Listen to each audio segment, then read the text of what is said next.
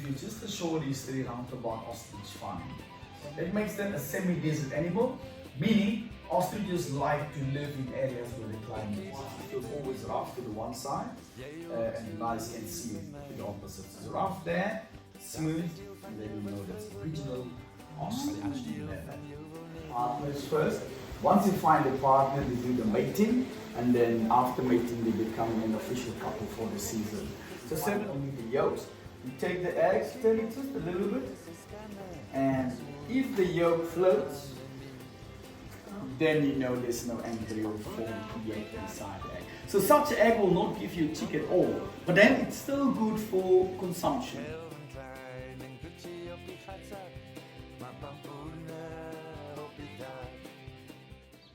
So is there any brave one in the group who wants to get massaged by a bird?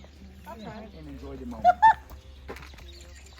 Go back, more backwards. Oh, back buddy. Up. Back up. Smile, there you go. Well done, thank you very much. Wow. Hello. Hi. Oh.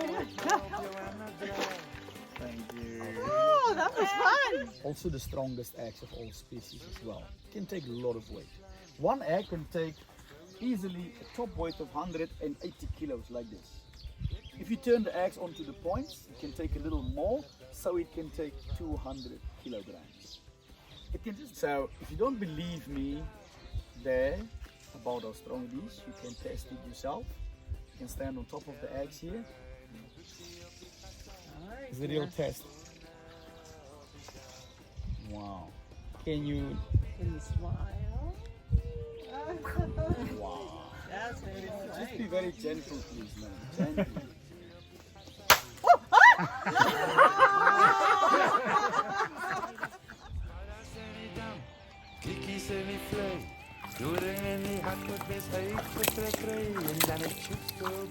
And winding down our last rest day, we are now solidly into the last week of the tour.